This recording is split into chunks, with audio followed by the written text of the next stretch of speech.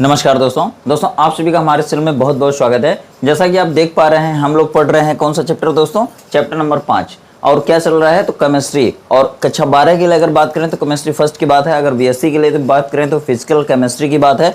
और दोस्तों इसके अंदर हम एक चैप्टर पढ़ रहे हैं जिसका नाम है सरफेस केमिस्ट्री यानी कि पृष्ठ रसायन। और उस पृष्ठ रसायन में 3 चैप्टर थे, जैसा कि मैं आपको बताया था कि शोषण क्या होता है, एब्जॉर्प्शन एडजॉर्प्शन उसमें पढ़ते हैं। और उसके बाद दूसरा चैप्टर था उसमें उत्प्रेरण, और उसी के अंदर तीसरा चैप्टर या टॉपिक है कहिए कोलाइडी अवस्था या कोलाइडी विलेन। दोस्तों बता दें कि कोलाइडी विलेन में आपसे कुछ इंपॉर्टेंट टॉपिक्स पूछ ले जाते हैं, जैसे कि हार्डी-सुल्जे का नियम क्या है। यानी अगर आप स्कंदन पढ़े होंगे, कोआगुलेशन जिसको कहते हैं, तो आप वहां पर पढ़े होंगे कि स्कंदन किस तरह से होता है। और उसी स्कंदन को और मॉडिफाइड करने के लिए हार्डी-सुल्जे नाम के वैज्ञानिक ने 2 नियम बताया हुआ है। वही 2 नियम आपसे बार बार पूछे जाते हैं। यानी आपसे कहा जाएगा कि हार्डी-सुल्जे नियम से आप क्या समझते हैं, लिखिए। ठीक है, आगे देखिए, बात करते हैं हम स्वर्ण संख्या के बारे में। मतलब आज आपको यह भी पता चलेगा, एक सबसे इंपॉर्टेंट क्वेश्चन आज आपका बनने वाला है। जैसे कि आपसे पूछा जाता है पेपर में कि 4 हमारे पास रक्षी कोलाइड हैं जिनकी स्वर्ण संख्याएं या जिनके स्वर्णांक इतना इतना इतना है, बताइए कौन सा सबसे अधिक प्रभावी कोलाइड है। ठीक है, तो जिसका यह तो पूछा जा सकता है कि किसकी रक्षण क्षमता सबसे अधिक है। यानी कि जो 4 आपसे दिए जाते हैं, 4 रक्षी कोलाइड दिए जाते हैं जिनकी स्वर्ण संख्याएं आपको दी जाती हैं, पूछा जाता है कि सबसे प्रभावी रक्षी कोलाइड कौन है। ठीक है, सबसे अधिक रक्षण क्षमता किस कोलाइड की है, तो उसको भी आज हम बताने वाले हैं आपके सामने। ठीक है, आगे ये देखते हैं ब्राउनी गति क्या होती है। देखिए, आप अगर पिछले 10 साल का अनसॉल्व उठा के देखेंगे तो आपको ये टॉपिक उसमें देखने को मिल जाएगी। बराबर ये सभी क्वेश्चंस आपको पूछे जाते हैं। ठीक है, आपके बोर्ड एग्जाम के लिए बहुत इंपॉर्टेंट है ये सभी टॉपिक्स। तो इसमें देखिए अगला क्या है, ब्राउनी गति। यानी कि हम लोग ब्राउनियन मोमेंट भी पढ़ने वाले हैं। और आपको मैं बताऊंगा कि जब कोलाइडी कण जो किसी कोलाइडी विलेन के अंदर घुले रहते हैं, अगर उनके कणों का आकार अगर बढ़ता जाता है, ठीक है, तो ये ब्राउनी गति जैसी विशेषताएं कम होती जाती हैं। यानी कि देखिए 3 तरह के सॉल्यूशन आप पढ़े हैं, एक वास्तविक विलेन, दूसरा निलंबन और तीसरा कोलाइडी विलेन। सबसे जो छोटे छोटे कण घुले होते हैं वो वास्तविक विलेन में होते हैं। कोलाइडी विलेन में जो कण होते हैं वो वास्तविक विलेन के कणों से थोड़ा अधिक होते हैं या बड़े होते हैं। और निलंबन में घुले हुए जो कणों का आकार है ना, वो बहुत ही अधिक होता है। यानी अगर आप कणों के आकार के आधार पर अगर डिसाइड करेंगे कि कौन सा निलंबन है, कौन सा वास्तविक विलेन है, कौन सा कोलाइडी विलेन है, तो सबसे बड़े बड़े कण आपको देखने को मिलेंगे किसमें, निलंबन में। उससे छोटे कण कोलाइडी विलेन में। सबसे छोटे कण कहाँ मिलेंगे, वास्तविक विलेन में। तो वास्तविक विलेन में कण इतने छोटे हो जाते हैं कि ब्राउनी गति देखने को नहीं मिलती है। कोलाइडी विलेन में ब्राउनी गति भी आपको मिलेगी। और देखिए धन कण संचलन, ऋण कण संचलन यानी कि कैटाफोरेसिस, एनाफोरेसिस यानी कि वैद्युत कण संचलन भी आपको मिलेगा। और टिंडल इफेक्ट भी देखने को मिलेगा। ये सारी घटनाएं आपको कहाँ मिलेंगी देखने को, कोलाइडी विलेन में। यानी वास्तविक विलेन में नहीं मिलेंगी। क्यों? क्योंकि उनके कणों का आकार बहुत ही छोटा होता है। निलंबन में कणों का आकार इतना बढ़ जाता है, क्षमता इतनी बढ़ जाती है कि ब्राउनी गति और टिंडल इफेक्ट जैसी गतिविधियां आपको देखने को नहीं मिलती। ठीक है, तो आइए शुरू करते हैं एक एक करके। तो बता दें एक बार फिर से कि आपका जो चैप्टर चल रहा है वो कौन है, सरफेस केमिस्ट्री है, पृष्ठ रसायन। उसके अंदर जो टॉपिक चल रही है वो कौन सी है, कोलाइडल स्टेट। और उसके अंदर हम लोग क्या पढ़ रहे हैं, तो कोलाइडी विलेन के विशेषताएं या गुण पढ़ रहे हैं, जिसके अंदर हम लोग पढ़ने जा रहे हैं हार्डी-सुल्जे का नियम। और आपको बता दें कि ये हार्डी-सुल्जे का नियम कब आता है, जब आप स्कंदन पढ़ते हैं तब। ठीक है, आइए समझते हैं हार्डी-सुल्जे का नियम क्या है।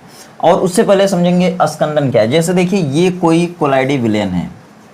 कोलाइडी विलेन आप जानते हैं, उसमें परिक्षिप्त अवस्था होती है, परिक्षेपण माध्यम होता है, जिसको dispersed phase and dispersion medium कहते हैं। यह कोई कोलाइडल विलेन है, कोलाइडल सॉल्यूशन है। और इसमें हम कोई वैद्युत अपघट्य मिला देते हैं। वैद्युत अपघट्य मतलब ई फॉर इलेक्ट्रोलाइट, वैद्युत अपघट्य मतलब इलेक्ट्रोलाइट। ठीक है, जब हम इलेक्ट्रोलाइट इसमें मिला देते हैं तो ये किस में बदल जाता है, यही कोलाइडी विलेन बदल जाता है किसमें, अवक्षेप में। मतलब यहां जाके नीचे बैठ जाता है। कौन बैठ जाता है, इस कोलाइडी विलेन में जितने कण घुले रहते हैं या पूरा विलेन भी नीचे जाके बैठ सकता है। यानी इस तरह की घटना आपको देखने को मिलेगी। इसको हम क्या कहते हैं, सस्पेंशन। क्या कहते हैं, सस्पेंशन। तो सस्पेंशन मतलब क्या, निलंबन, या आप कह सकते हैं अस्कंदित हो गया। क्या हो गया, अस्कंदित हो गया। ठीक है, अब बात समझिए जरा सा।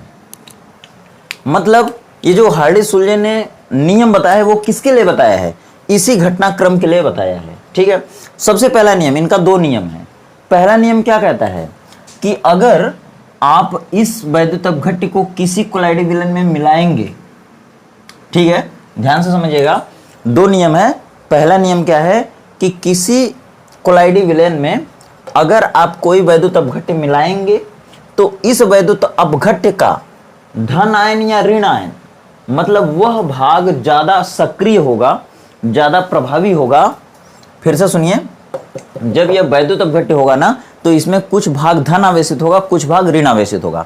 ध्यान से समझिएगा। और इस वैद्युत अपघट्य को जिस कोलाइडी विलयन में मिलाएंगे, इस कोलाइडी विलयन में भी कुछ भाग धनावेशित हो सकता है, कुछ भाग ऋणावेशित हो सकता है। यानी कि ज्यादा से ज्यादा आप कह सकते हैं कि ज्यादा से ज्यादा जो कोलाइडी विलयन होते हैं वो धनावेशित या ऋणावेशित भागों से बने होते हैं। ठीक है, तो हार्डी-सुल्ज़न ने जो पहली बात बताया वो किसके लिए बताया है, पहले समझिए। ये जब वैद्युत अपघट्य जब आप इसमें मिलाएंगे तो इसमें का धन आवेशित या ऋणावेशित कोई एक भाग इसमें जाने के बाद ज्यादा प्रभावी होगा। और वो कौन सा प्रभावी होगा, इसके अंदर अगर ऋणावेशित ज्यादा होगा तो इसमें का धन आवेशित वाला भाग ज्यादा प्रभावी होगा। कब, जब इसके अंदर चला जाएगा तब। ठीक है, फिर से समझिए कि इसके अंदर अगर ऋणावेशित वाला भाग ज्यादा होगा तो इसमें का धनावेशित वाला एक्टिव होगा, और अगर इसमें धनावेशित वाला भाग ज्यादा होगा तो इसका ऋणावेशित भाग ज्यादा एक्टिव होगा। कब, जब यह इसमें जाएगा तब। तो वही बात है पहला नियम। कौन सा, फिर से सुनिए, पहला नियम सुनिए। हार्डी-सुल्ज़न ने क्या बताया वो पहला नियम सुनिए। पहला नियम, किसी कोलाइडी विलयन में मिलाए गए वैद्युत अपघट्य का वह भाग ज्यादा प्रभावी होता है जिस पर फिर से सुनिए, किसी कोलाइडी विलयन में मिलाए गए वैद्युत अपघट्य का वह भाग ज्यादा सक्रिय होगा या प्रभावी होगा जिस पर आवेश कोलाइडी कणों के आवेश के विपरीत होगा। ठीक है, समझ गए होंगे। नहीं समझे तो वीडियो को रोक करके फिर से बैक करके फिर से देखिए। ठीक है, यही बात है पहला नियम। फिर से सुनिए लिखने वाली भाषा कि किसी कोलाइडी विलयन में मिलाए गए वैद्युत अपघट्य का वह भाग अधिक प्रभावी होता है जिस पर आवेश कोलाइडी कणों के आवेश के विपरीत होता है। पहला नियम। दूसरा नियम क्या है कि किसी भी आयन की संयोजकता जितना अधिक होती है उसकी स्कंदन क्षमता उतना ही अधिक होती है। यानी कि दूसरा नियम क्या है कि हार्डी-सुल्ज़न ने बताया था, दूसरा नियम कि किसी भी आयन की जितनी अधिक संयोजकता होगी उसकी स्कंदन क्षमता उतनी ही ज्यादा होगी। जैसे देखिए, कुछ आयन आपके पूरे केमिस्ट्री में तरह तरह के आपको आयन दिए जाते हैं और पूछे जाते हैं कि किसकी स्कंदन क्षमता सबसे अधिक होगी। तो ध्यान दीजिएगा, देखिए हम बताते हैं आपको कि Ba, चलिए सबसे पहले सोडियम को देख लीजिए। Na के पास 1+ होता है। ठीक है, जिनके पास 1+ होता है वह एक कण को स्कंदित करेगा। जैसे देखिए इनके पास 1 है, ठीक है, तो ये सबसे कम स्कंदित करेगा। Ba के पास 2 धनावेश होता है, Mg के पास 2 धनावेश होता है, कैल्शियम के पास 2 धनावेश होता है। ठीक है, पोटेशियम के पास 1 धनावेश होता है। ठीक है, लिथियम के पास 1 धनावेश होता है। तो हमेशा ये लिथियम, ये सोडियम, ये पोटेशियम, ये लिथियम, ये एक एक कण को स्कंदित करेंगे। ये लोग 2-2 कणों को स्कंदित करेंगे। अब देखिए 3 किसके पास होता है, जैसे मान लीजिए S3PO4 होता है, PO4 के पास 3 होता है। ठीक है, 3 माइनस होता है। ठीक है, तो जिसके पास जितना ज्यादा रहेगा उतना ज्यादा वो क्या करेगा, स्कंदित करेगा। मतलब अगर हम यहाँ पे तो माइनस वाला दिखा रहे हैं, अगर हम प्लस वाला दिखाएं तो कौन सा ऐसा प्लस वाला धनावेश या ऋणावेश आपके पास मिलेगा जो 3 कणों को स्कंदित करेगा। तो जैसे देखिए एल्यूमिनियम के ऊपर 3+ आता है। ठीक है, अब देखिए एल्यूमिनियम फैमिली का कोई भी ले सकते हैं, जैसे बोरान के ऊपर भी आता है 3। ठीक है, अब देखिए गैलियम के ऊपर भी 3 आता है। ठीक ना, इनके ऊपर 3 क्या होते हैं, धनावेश होते हैं। तो ये 3 कणों को स्कंदित कर सकते हैं। अगर आइए ऋणावेशित में देखते हैं अगर, तो देखिए जैसे देखिए देखिए K4FeCN6 होता है, K4FeCN6 होता है। ठीक है, अगर आप इसको अलग अलग कर देते हैं तो इस K4 से ये अलग होता है, जिसके ऊपर 4+ आता है और इसके ऊपर 4- आता है। ठीक है, 4-, तो 4- को ऐसे दिखा सकते हैं, 4 और माइनस, इसका मतलब 4 बार इस पे माइनस हो गया। ठीक है, तो ये सबसे ज्यादा क्या करेगा, स्कंदन करेगा। ठीक है, अगर इनको हम अलग अलग करेंगे तभी ये आयनों में बदलेगा। मतलब आपको मिल जाएगा क्या, FeCN6, इसके ऊपर कितना आएगा, 4-, तो ये सबसे ज्यादा क्या करेगा, स्कंदन करेगा। अब देखिए PO4 के ऊपर कितना माइनस आता है, 3, 1 2 3, तो ये थोड़ा सा कम स्कंदन करेगा। ठीक है, अगर देखते हैं हम लोग किसके पास, जिनके पास 2 माइनस हो, तो 2 माइनस किसके पास होता है, ऑक्सीजन के पास। ऑक्सीजन के पास 2 माइनस होगा तो ये 2 लोगों को स्कंदित करेगा। और सीएन के पास 1 माइनस होता है, तो ये क्या करेगा, 1 लोगों को स्कंदित करेगा। ठीक है, सीएन के पास, सीएल के पास 1 माइनस होता है, बीआर के पास 1 माइनस होता है, ओएच के पास 1 माइनस होता है।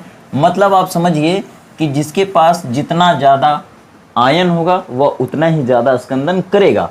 तो दूसरी बात क्या बताया था हार्डी-सुलजे ने, कि किसी भी आयन की स्कंदन क्षमता उसके आयनों की संयोजकता पर निर्भर करती है। ठीक है, तो ये बात है। तो आशा करते हैं आपको ये पूरा हार्डी-सुलजे का नियम दोनों समझ में आ गया होगा। ठीक है, आगे बढ़िए। दूसरा नियम क्या, दूसरा क्या है, स्वर्ण संख्या। स्वर्ण संख्या किसके लिए आती है, स्वर्ण संख्या किसके लिए आती है, सबसे पहले आप समझिए, जब समझ जाएंगे तो सब कुछ क्लियर हो जाएगा। देखिए होता क्या है, हार्डी-सुलजे ने किसके लिए नियम बताया, स्कंदन के लिए। ठीक है, ये किसके लिए है, स्कंदन रोकने के लिए है।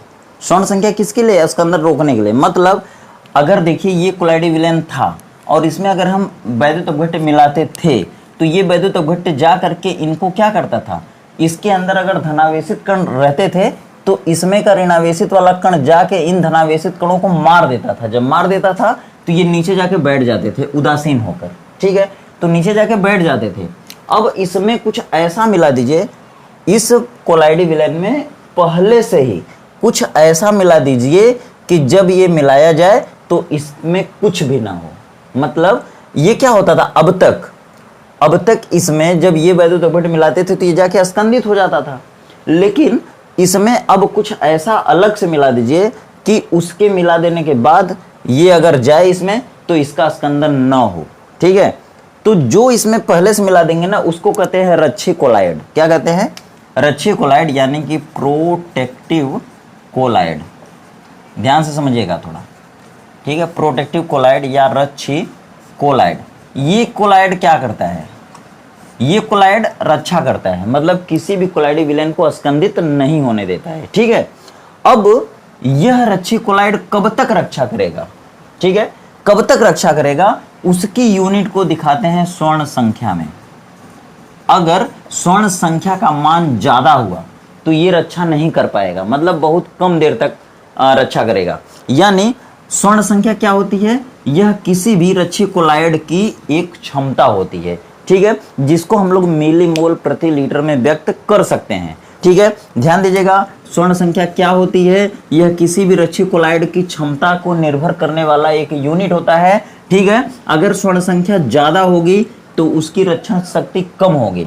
रक्षण शक्ति क्या है, मतलब कोई भी द्रव स्नेही कोलाइड जितने देर तक किसी भी कोलाइडी विलेन को स्कंदित नहीं होने देगा उसी क्षमता को क्या कहेंगे, रक्षण शक्ति, यानी प्रोटेक्टिव पावर। ठीक है, रक्षण क्षमता या रक्षण शक्ति।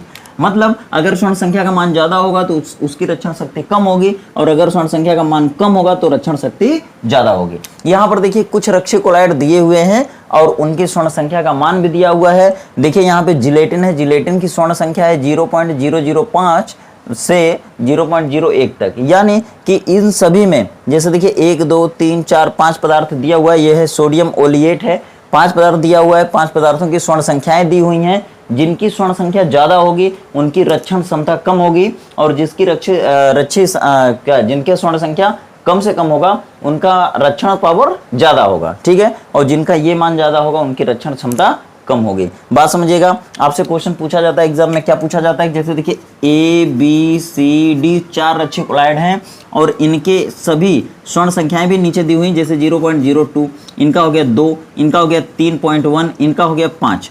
ठीक है, तो आपसे पूछा जाएगा सबसे कम रक्षी क्षमता किसकी है, सबसे कम प्रोटेक्टिव पावर किसकी है, तो जिसका ज्यादा होगा यानी इनकी सबसे कम होगी। ठीक है, और सबसे ज्यादा प्रोटेक्टिव पावर किसका होगा, तो 0.02 वाले यानी कि ए का। अगर आपसे पूछा गया कि इनको प्रोटेक्टिव पावर या रक्षण क्षमता के बढ़ते हुए क्रम में या घटते हुए क्रम में रखिए, तो आप इनको व्यवस्थित कर लीजिएगा। ठीक है, ये बहुत ही इंपॉर्टेंट क्वेश्चन है। ठीक है, ये कॉम्पिटिटिव एग्जाम में भी पूछा जाता है आपसे। ठीक है, याद रखिएगा।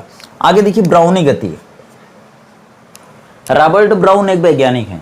ठीक है, रॉबर्ट ब्राउन एक वैज्ञानिक थे, और उन्होंने क्या किया था कि कोलाइडी विलेन को लेकर के ना कुछ एक्सपेरिमेंट कर रहे थे।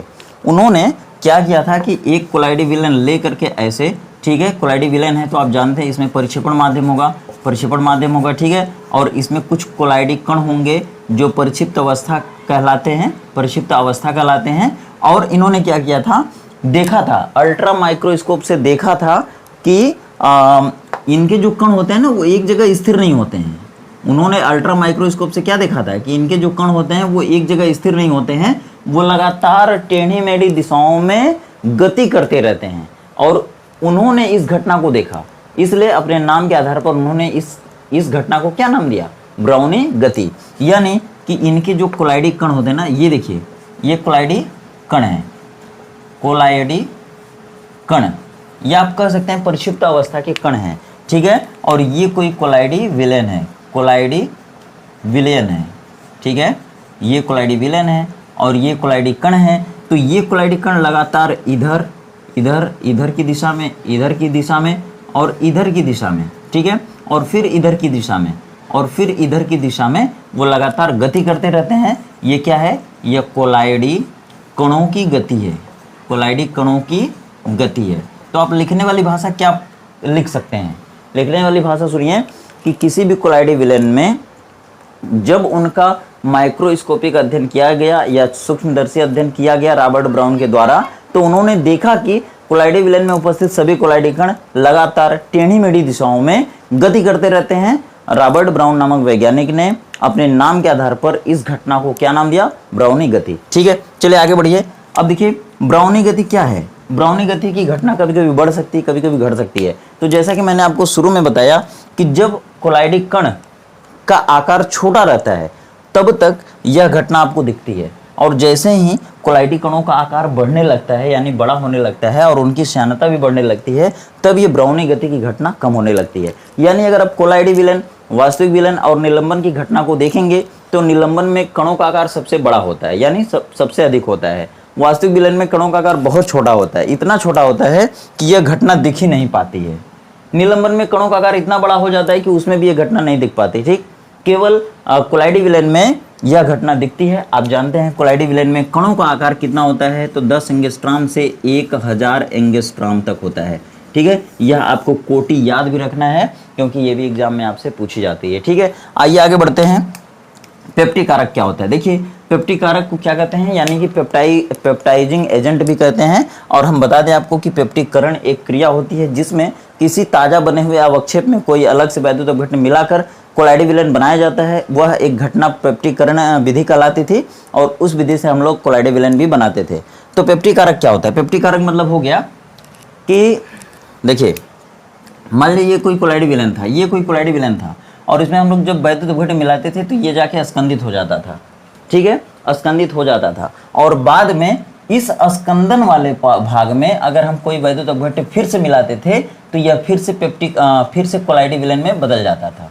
फिर से समझिए कि अगर ये कोलाइडी विलेन था और इसमें अगर हम वैद्युत अपघटन मिलाते थे तो यह कोलाइडी विलेन किस में बदल जाता था, ताजा बने हुए अवक्षेप में बदल जाता था। और फिर से इस ताजा बने हुए अवक्षेप में कोई उचित वैद्युत अपघटन मिलाते थे तो यह फिर से किस में बदल जाता था, कोलाइडी विलेन में, ठीक है। तो किसी उचित वैद्युत अपघटन की सहायता से किसी ताजा बने हुए अवक्षेप का कोलाइडी विलेन में फिर से बदलना क्या कहलाता था, पेप्टिकरण।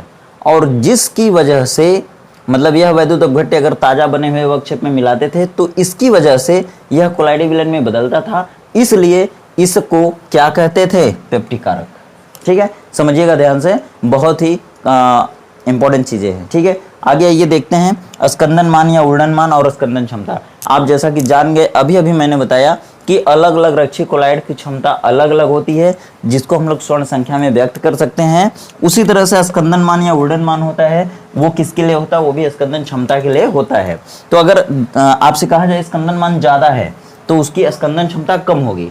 स्कंदन क्षमता क्या है, ये देखिए, स्कंदन क्षमता इस वैद्युत अपघट्य के पास रहेगी, मतलब स्कंदन कितना होगा, स्कंदन कितना होगा। जैसे कोलाइडी विलेन है, ठीक है, अगर मान लीजिए 2 ग्राम वैद्युत अपघट्य को, ग्राम नहीं मोल, ठीक है। और इसमें मिलीमोल पर लीटर की बात चलती है। अगर 2 लीटर, अगर कोलाइडी विलेन 2 लीटर है तो उसमें हम 5 मिलीमोल डाल सकते हैं। किसको? वैद्युत अपघट्य को।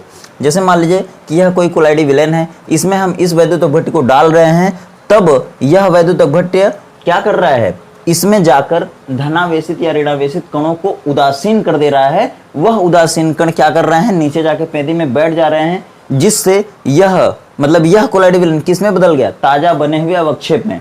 तो यह वैद्युत अपघट्य कितने लोगों को स्कंदित किया है?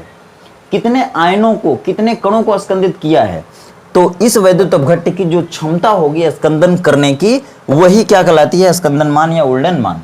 ठीक है। यानी अगर इसका उल्डन मान ज्यादा रहेगा, उस वैद्युत अपघट्य का उल्डन मान ज्यादा रहेगा, तो स्कंदन क्षमता कम रहेगी, और अगर उल्डन मान कम हुआ तो स्कंदन क्षमता ज्यादा रहेगी। तो आशा करते हैं आपको ये सारी चीजें समझ में आ गई होंगी अच्छे से। दोस्तों ये लास्ट वीडियो है, इसके बाद हम लोग फिर से अगला लेसन पढ़ने की कोशिश करेंगे। और दोस्तों इसी तरह के आशा उम्मीद के साथ आप चैनल पे जुड़े रहिए, और अगर चैनल पर पहली बार हैं चैनल को सब्सक्राइब करिए, वीडियो अच्छी लगे तो वीडियो को लाइक करिए, और अपने फ्रेंड सर्कल में इसको ज़्यादा से ज़्यादा शेयर कीजिए। दोस्तों इसके बाद हम लोग पढ़ने वाले हैं डी और एफ ब्लॉक के तत्व, साथ ही पढ़ेंगे पी ब्लॉक के तत्व, और उसके बाद पढ़ेंगे उप सहसंयोजन यौगिक। इसके साथ ही आपका केमिस्ट्री फर्स्ट समाप्त हो जाएगा। फिर हाथ लगाएंगे केमिस्ट्री सेकंड पर, और उसमें भी सारी इंपॉर्टेंट चीज़ों को रखते हुए पढ़ते हुए आगे बढ़ने की कोशिश करेंगे, ताकि जल्दी जल्दी सिलेबस खत्म हो। तो चलिए मिलते हैं फिर इसी तरह कॉन्सेप्ट के साथ अगली वीडियो में। तब तक आप खुश रहिए, व्यस्त रहिए, आपका दिन शुभ हो।